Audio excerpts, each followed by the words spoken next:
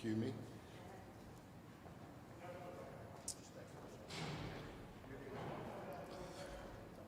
Good morning. I'm Jerry Saunders, CEO of the Afrocentric Personal Development Shop Incorporated. We have another pressing matter that is before our city and state. Our officials have been informed that armed protesters will be coming to our state capitol building this weekend. I'm asking everyone to stay away from downtown Columbus this weekend. Please let the appropriate authorities manage this challenge to our community. Like many other cities, we are experiencing the daily impact and challenges of getting this COVID-19 virus under control. Like many other cities, we are working diligently to minimize the negative impact this virus is having on our citizens, hospitals, schools, businesses, social, and faith-based activities. Also, we are continuing to address major challenges that confronted us pre-COVID-19, like drug overdoses, high homicide rates, and citizens having more influence on actions and outcomes of our police department. Collectively, we are strategically increasing our focus, energy, time, resources to accomplish better outcomes relating to these ongoing issues that I just mentioned that are resulting in the continuous losing of members of our community.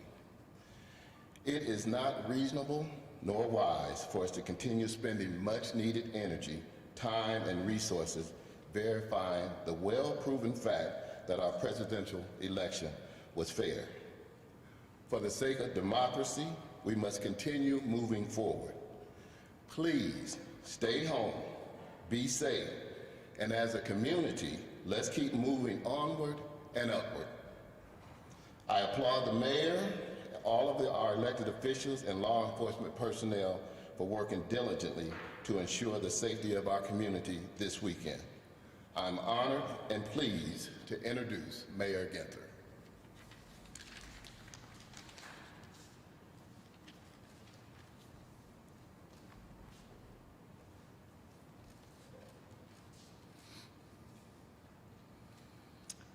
Thank you, Jerry, and good morning to all of you that have joined us here today. A special thank you to our Congresswoman Joyce Beatty, our State Senator Stephanie Kunze, Chief of Police Tom Quinlan, President of the Franklin County Commission Kevin Boyce, Council President Shannon Hardin. You've just heard from Jerry Saunders, and you will hear momentarily from Dr. J. Love Benton. Our nation is facing a great struggle right now. After the violence at the Capitol last week that put at risk the lives of our Congresswomen and men from both parties and their staff, the threats of armed protests across the country this weekend and heading into the inauguration of President-elect Biden. As I said last week, what we saw in the Capitol is not who we are as a country. It is unacceptable. It was a vile demonstration of the worst elements of our society that we cannot ignore and we must root out and guard against, lest it be allowed to squelch the pursuit of equality and the common good that defines us as a people. In the coming days, we will not allow hate, violence, and destruction to be part of our city. Our Constitution gives everyone the right to protest peacefully. It does not give anyone the right to incite violence, harm, or intimidate others, or destroy property. All of us here today stand together on this. It is our responsibility as Americans, elected officials and community leaders, to protect the safety of our residents and defend the city we love against those who seek to tear it down. Hate has no place in Columbus or these United States of America. We are taking every measure together to assure the safety of our residents and protection of our institutions. Governor DeWine has called up the Ohio National Guard. The Columbus Division of Police is working in close collaboration with them as well as the Ohio State Highway Patrol, Homeland Security, and the FBI. I am announcing today that I am closing the downtown City Hall campus to the public next Tuesday and Wednesday. We have asked all employees who can work remotely to do so during this time. Each of us can do our part to help keep our city safe as well. And that's what we're here to talk about today. What hate groups want is confrontation, to give them a platform and to amplify their message. Let's not give it to them. Avoid planned protests this weekend and leading up to the inauguration. Be aware of your surroundings and your situation. Leave if you do not feel safe. Seek help if you see something suspicious. And if you see something, say something. You can leave a tip on the CPD app or call the non-emergency line at 614-645-4545. You can also call the Homeland Security tip line 24 hours a day at 877-647-4683. Of course, if you or others are in imminent danger, call 911. And let's find peaceful ways to celebrate the lessons and legacy of Dr. Martin Luther King Jr., whose birthday we will be honoring on Monday.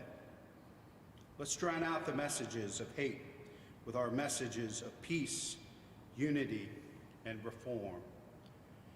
It's now my pleasure to introduce someone who knows all too well and had an incredibly traumatic experience just a week ago at the U.S. Capitol with her colleagues from all over America. Our Congresswoman, please welcome Boyce Beatty. Thank you so much to our mayor, to all of the elected officials, the community leaders. We're here for a purpose today. Jerry Saunders said it so well. Thank you for calling us together. And thank you, Mayor. I'm here because of the words you just said. We are on the front door of Martin Luther King Jr.'s birthday celebration. So many of his words ring out today.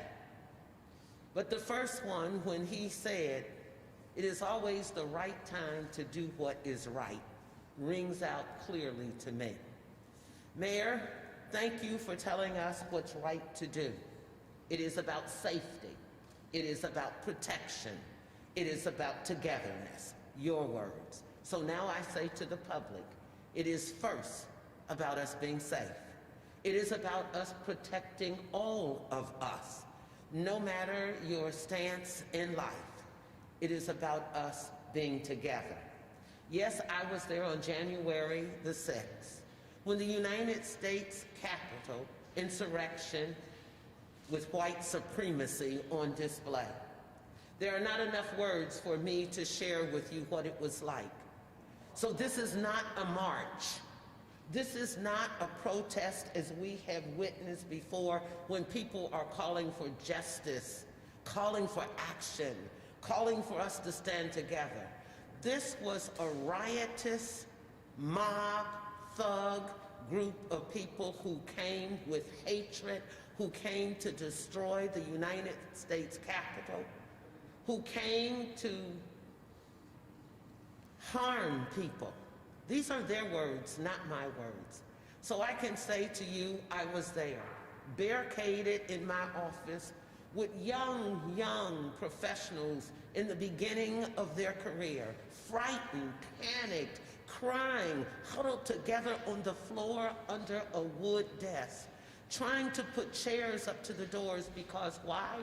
We could hear a gunshot, we could hear glass breaking, gas exploded, and we felt helpless.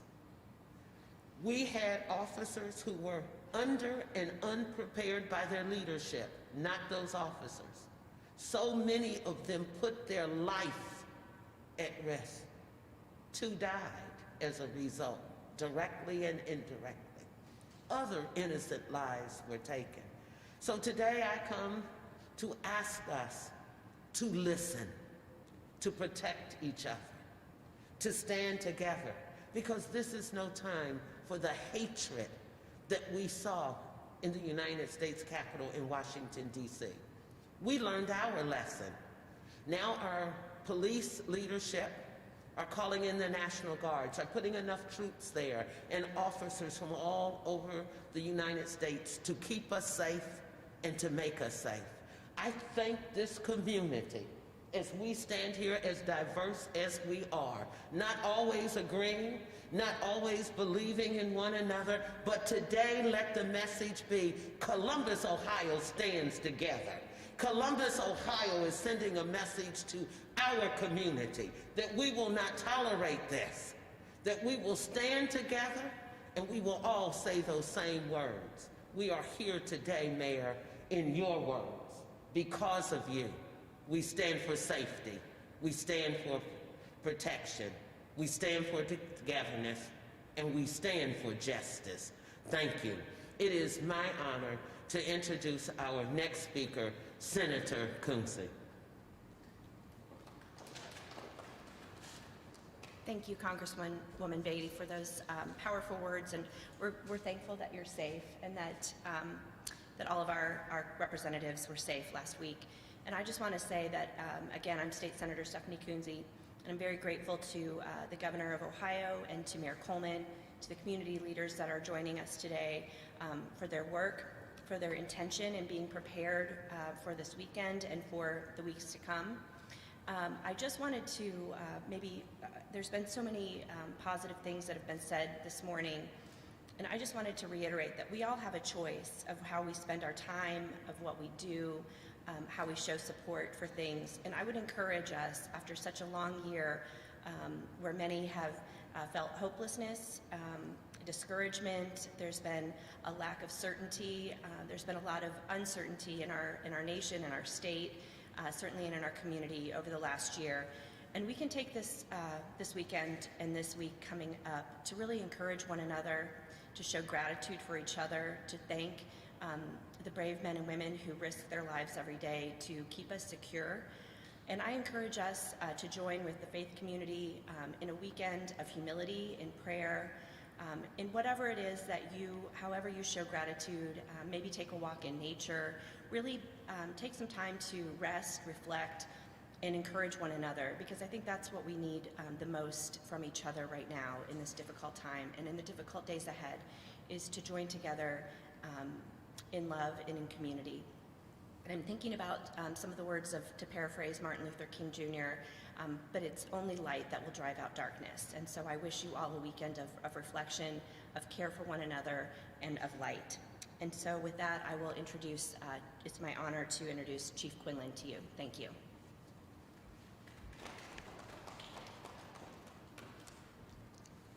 Thank you, Senator. What we saw in the U.S. Capitol should anger law-abiding people. Here in Columbus, we have brought everyone to the table to ensure our city and our capital are safe. We have extensive plans in place to address hazards throughout this weekend and through the inauguration of President-elect Biden. City and state leaders have partnered with all the appropriate stakeholders to engage the resources needed to safeguard our community. No resource that has been requested has been denied. Our officers, firefighters, emergency managers, healthcare workers, and business owners are focused on each doing our part to ensure the safety of all in our city, and are communicating with each other to focus on a unified mission of safety.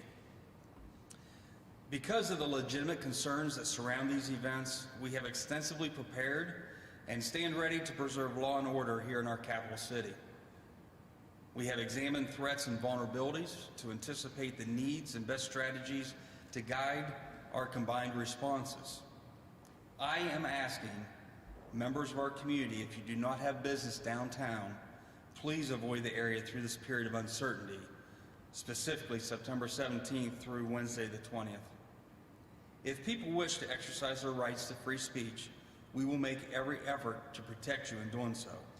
But please take this opportunity to limit the risk to everyone in our community by simply avoiding the area. If you decide to participate in events over the next several days, we urge you to follow the directions and guidance of our public safety professionals who are in the area to ensure your safety. Please comply with their directions so we can focus our attention and coordinated efforts on those persons who may be bent on disrupting a peaceful transition of power or causing harm here in our city, harm to people, harm to property, or harm to our institutions and symbols of government. Police will be highly visible, and we will be wearing body-worn cameras. People caught on video or in photos who engage in illegal acts should expect to have their images released to identify lawbreakers to hold accountable. If you are arrested in the area, you will be charged with the appropriate crimes and will go to jail. There will be no tolerance for illegal activity, no tolerance for property destruction or causing harm to others or defacing our symbols of government. As the police chief, along with my counterparts at the county, state, and federal agencies, we are prepared for the activities that this city will face over the coming days. We will work in a unified command to ensure this city and our state are well protected. I thank everyone in advance who heed these warnings. On a personal note, having served 9 years in the Ohio National Guard myself, and having been called to service and deployed during my tenure, I'd like to extend my sincere thanks to the men and women of the National Guard for their help here in Columbus. This is truly an example of members of our community leaving civilian life to don the uniform and join the State Highway Patrol and Columbus Police to work in a true partnership to provide for the public safety. I thank all of our citizen soldiers for their support and welcome their participation on our team. And with that, it's my honor to introduce to you Franklin County Commissioner Kevin Boyce.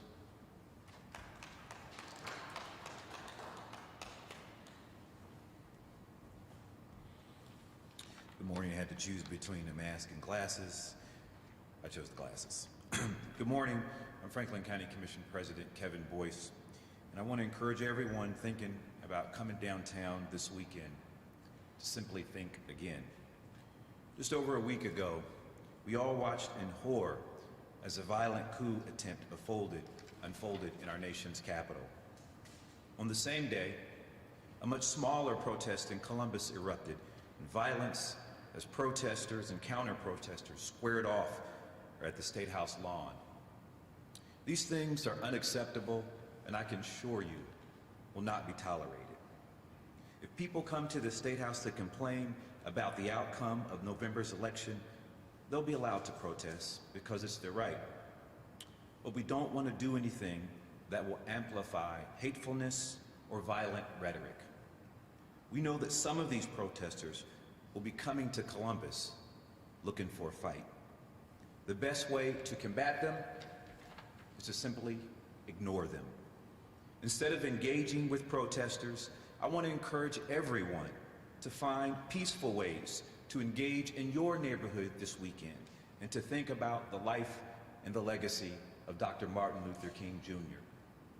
Whether you're in our congressional district, the city of Columbus, or even Central Ohio, we're all Franklin County, and we need to stand together. Martin Luther King Jr. asked us to serve our communities with a heart full of grace and a soul generated by love. Fortunately, I truly believe that grace and love are things that we have plenty of here in Franklin County. And this weekend is a great time to show our commitment to that cause and that legacy that we honor in Martin Luther King Jr. It's my pleasure today to introduce now City Council President Shannon Hardin. Thank you. Good morning, everyone.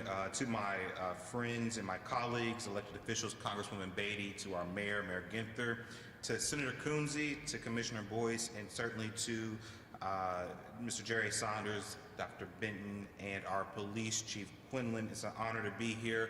I come echoing the message that all of my colleagues are asking this weekend, which is for folks not to come downtown if you don't have to, especially not around the State House. We can't give these folks the oxygen. We can't interact with them, picking dumb fights with them, because it just fuels the hate. The numbers that potentially will show up on the streets for hate and conspiracy theories, that number will be dwarfed by the number of folks who support justice and a better tomorrow. So I'll repeat it again. Stay home and stay away from the foolishness. Let us do something in our neighborhood in a safe, socially distant manner. Talk to our relatives, spend time with our kids, look towards the future rather than a racist and hateful past. The storming of the Capitol was an act of terrorism, and they want to change who we are. They want us to turn against one another because of our skin color, or because we pray differently, or because we love differently, because we are a part of a different political party, or because we come from rural areas or urban areas. We won't buy into that. It's not who we are. We're going to inaugurate President-elect Biden as the 46th President of the United States on the 20th of January. We're going to inaugurate Kamala Harris as Vice President, the first Black woman to hold that role. So everyone, we can take a deep breath. Our country is headed towards a brighter future. We're going to be okay. We're going to defeat this pandemic, and we're going to rebuild our economy so it works for all of our families. So this weekend, put some love back into the world. Share something that you're grateful for on social media. Focus on what makes the world beautiful rather than what a few individuals want to make it look ugly. Ignore the handful of folks who want to take America back to past times. White supremacists aren't interesting, so don't treat them like they are. Don't give them the space. Don't give them the energy. Help us keep everyone safe by just staying out of downtown this weekend. As we work to uplift one another this weekend, I'm excited today to roll out and announce, in partnership with the mayor and his Department of Neighborhoods in the MBK Village, this t-shirt. It is a partnership. It's the MBK t-shirt. It's in partnership with Homage, a local t-shirt consignment shop. The proceeds from this shirt that goes on sale today will support the MBK new scholarship to support and send young men of color to college. We know that during the pandemic, many folks have been not able to access higher education. With the sale of this t-shirt, folks will, there will be a new scholarship set up in the Department of Neighborhoods for MBK and for young boys of color, both black and brown. And so you can purchase this shirt at homage.com/MBK.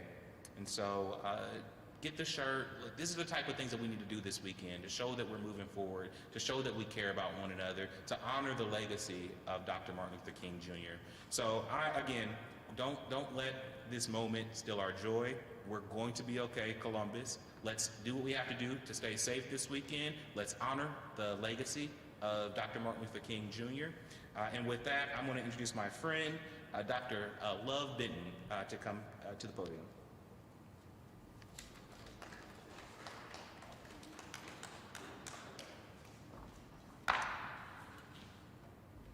Good morning. My name is Dr. J. Love Benton. I am a graduate of The Ohio State University, and I have been active in the Columbus community my entire adult life. I work as an educator. I am a wife, a mother, and I am committed to the issues of equity and justice.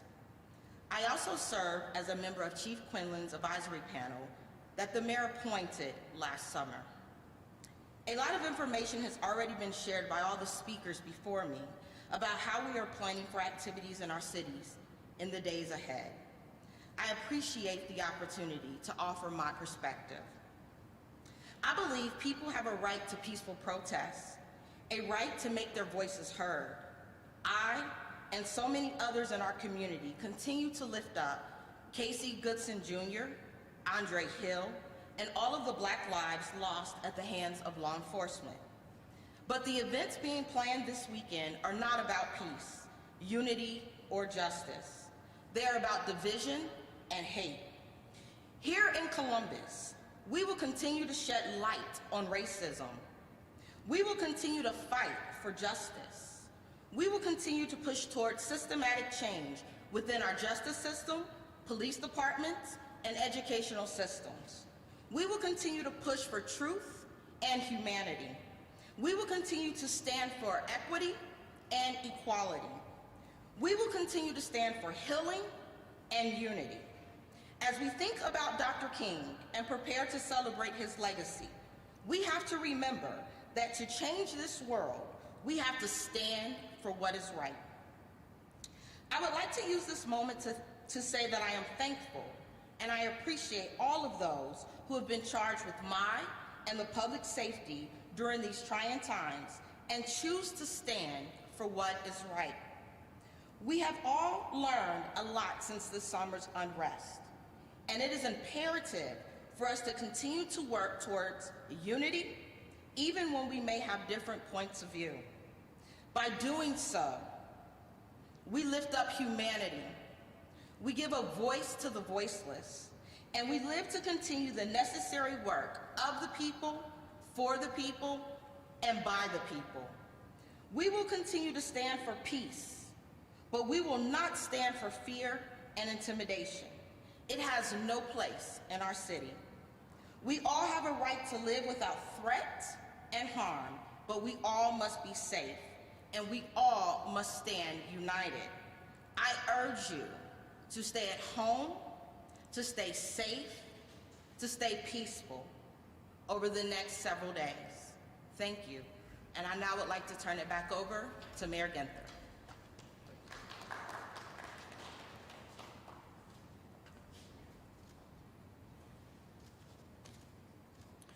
Thank you, Dr. Benton, and thanks to all of our speakers here today. As you can see, what we're facing in the coming days is not a Democrat or Republican or independent concern. It's not a black or white concern. It's an American concern. As Dr. Martin Luther King Jr. said, hate cannot drive out hate. Only love can do that. I'll be happy to take a few questions regarding this weekend, but out of respect for the time of all of the speakers that were here today, as you know, as mayor, I have to answer any question that you may have about any subject on your mind, but if we can keep the questions here about this weekend and our preparation over the next week or so, I'd appreciate it, but I will hang around and ask the chief to hang around if you have any additional questions about other matters. Are you going to be removing wastebaskets, mailboxes from around Capitol Square? And also, what does your intelligence tell you about how many protesters you're expecting? And also, counter-protesters? What are you hearing? I don't think there are any plans to remove trash cans or mailboxes around Capitol Square, Chief. And we really don't get into intelligence or scenario planning, Mark, to make sure that we protect the integrity of those plans and our reactions. But I think just based on what you can find on social media, there are many different groups that are encouraging folks to come, but there are also some groups that were expected that have said they're not going to participate. But we are preparing. I think you heard yesterday the governor, Chief Quinlan, General Harris, Superintendent of the Highway Patrol. We are planning for the worst case scenario. You see something what Congresswoman Beatty endured last week at the Capitol, and we are preparing for the worst case scenario. Chief, anything additional to that? Yes. Question for the representative. After seeing what you did at the U.S. Capitol, how concerned are you for your city here at home, knowing that those same people could be coming here to the State House? I've obviously there's always concern, but I feel very protected based on what you just heard. The difference here is we are preparing for the actions. In DC on January the 6th, most of us felt unprotected because we were underprepared.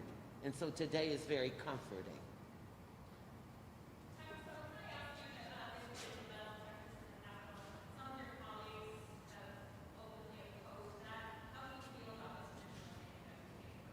I think the safety measures, unfortunately, are necessary.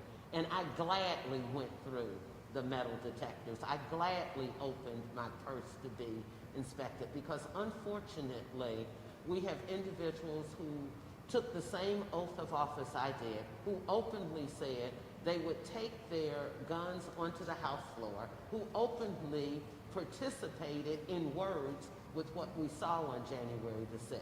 So I'm pleased that if you don't keep a mask on, if you don't go through the metal detectors, there will be a significant fine, up to $10,000 out of your paycheck each time. So I gladly, I'm sorry I wasn't at the microphone for him to hear, so let me just paraphrase. I gladly went through the metal detectors, opened my purse to be inspected. I think it was another way of the Congress protecting 435 of us in those halls and the 100 senators. For those members who chose to openly use their words to incite riots, to say that they wouldn't go through, I think that they are failing the American people. I don't think they're representing us well, and I think there should be consequences to them.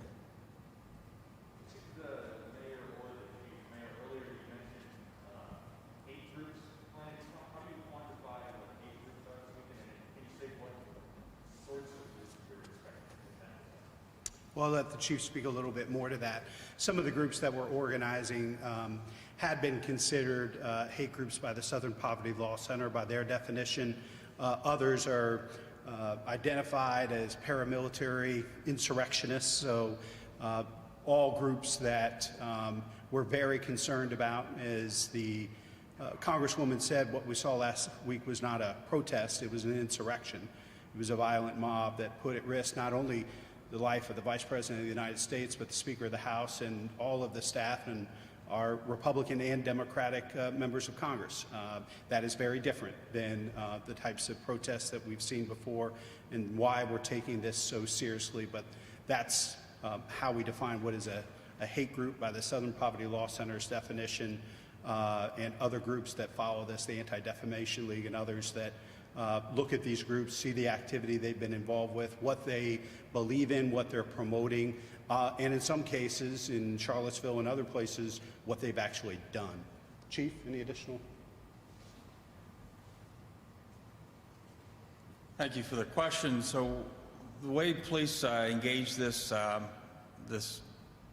diagnosis is of who to focus on is really just driven around actions. The decision and determination of whether someone's involved in a hate group is really made after the fact. It's not something that the law enforcement looks at to divide this group versus this group and whether we like what they're saying or dislike what they're saying. We focus on actions and behaviors and match up with crimes. If they commit a crime, we will take the appropriate enforcement action.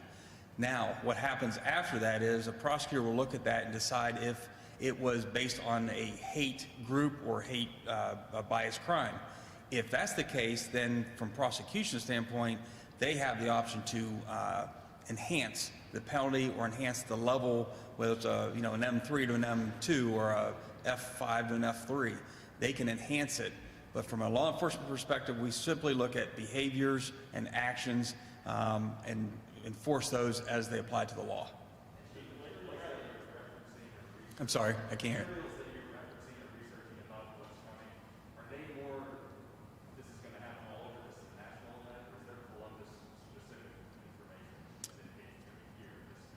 Well, I think you've all seen the reports that there's a call for all 50 state capitals to for people to converge on and take some type of action, because I think the determination by certain hate groups are that Washington, D.C., after what happened on January 6th, will certainly be much more hardened and ready, and they're hoping to find a weakness somewhere else. We're not going to allow that to happen here. Again, the intelligence and everything else, we may be able to speak more on it post event, but we're not going to discuss that leading up to the event. Thank you. Can you give us an update on the January 6th skirmishes at the State House? How many arrests were made? Were any officers injured? Were you adequately prepared? Let's go back to that and tell us what happened. There was one arrest made that's been brought to my attention. That was a person who was an illegal carrier of a firearm, and we monitored them while they were at the State House, made sure everyone was safe, and then we waited until they were safely out of that area to make the arrest. That way there was no, it was done in a very low-key way and far more ensured safety of everyone involved. Chief, how do you prepare your men and women for an armed protest versus some of the protests that we saw over the summer, especially when we know these groups do have the potential for violence like we saw at the U.S. Capitol?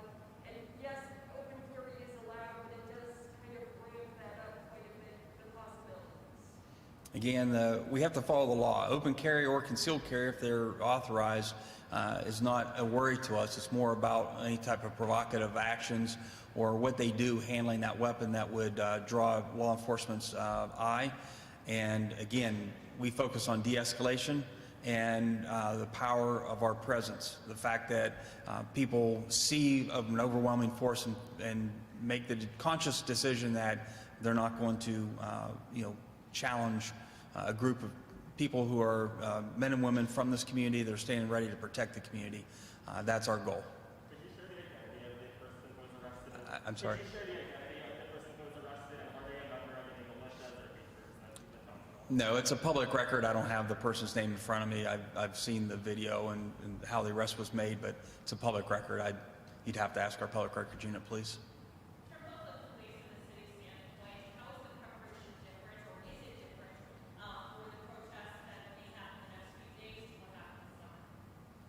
Well, certainly, as our Congresswoman said, that there's a difference between being unprepared and feeling unsafe and being prepared and feeling safe. In this case, our goal is to be overprepared and underwhelmed, and so we are fully prepared and putting measures in place to allow for people to freely exercise their legal rights, their constitutional rights, and address those who are not engaging in lawful activities. And that's why we ask very clearly, if you choose to come down and participate, we will do everything we can to protect you in doing so. But there are people, bad actors, who try to infiltrate that group and will try to exploit that group anonymity to try to engage in unlawful activities. Please follow the instructions of law enforcement when we ask you, please move over here, go this direction, do this thing, whatever that may be in this situation.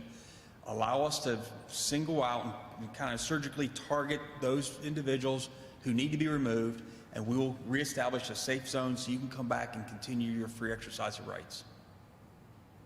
Why are you concerned about, I know that Sunday is the day that you're expecting people, but why are you concerned about Monday, Tuesday, Wednesday? Again, overprepared and underwhelmed. I think the important part is that we can't claim that we didn't have advance notice. January 6th made it very clear to everyone, and any responsible police chief in this country is on notice that that there are people that are willing to go beyond anything I've ever seen in my career and engage our own citizens in violent activities, insurrection, if you will. We are prepared, and we have to be. I'm sorry. Well, I think just to follow up, we were contemplating issues with confrontation and violence, even at early vote centers. We were speaking with the governor and making plans as far back as September, because there were threats about armed poll watchers showing up at places. We were certainly anticipating and planning after the election until a winner was declared. leading all the way through Inauguration Day. So we've been having those conversations with the governor, mayors across the state, elections officials. So we fully anticipated this. No one anticipated a riot and an insurrection at the U.S. Capitol the way we saw it, but we have certainly been contemplating this type of violence and confrontation for some time now. And so it's just a natural continuation of that thought process that we think we need to be prepared all the way through the inauguration of the president-elect and the vice president-elect. Jeff, back to your question, the capital cities have been a particular focus, and the chief and I have been part of calls and planning scenarios with the U.S. Conference of Mayors, the major City Chiefs Association, all trying to share information, whether it's Lansing, Louisville, other places around the country, Albany, and others that are contemplating some of the same things that we may be seeing here. So there has been a good amount of information sharing and intelligence sharing as well. Mayor, on January 6th in D.C., we saw Congress reconvene later that night or in the morning, sending messages that government's not going to be stopped by law. In Columbus, now the State House is going to be closed for 4 days, and the other downtown campus shut down. Are you concerned that sends the message that the mob can shut down government, or threat of the mob can shut down government? It's a fair question. I think what the Congresswoman and her colleagues and the U.S. Senators were there to do was part of their obligation, their oath, to certify the elections and approve the undisputed winner of the presidency and the vice presidency. And they, I'll let the Congresswoman speak for herself. I think they felt very strongly they needed to honor that commitment and oath and stick to that deadline to show America that there was no dispute, there was no question over who won the election. I think we're in a little different place here without the same sort of consequential and timely decisions that our members of Congress and U.S. Senators had to make on that particular day. And so I think, the county, the city, the state have all decided, based on what we know and what we saw last week, the safest thing for public officials, public servants, is to keep our offices closed until the inauguration. Congresswoman, any additional points? No. We'll stick around for questions, but thanks everybody for being here.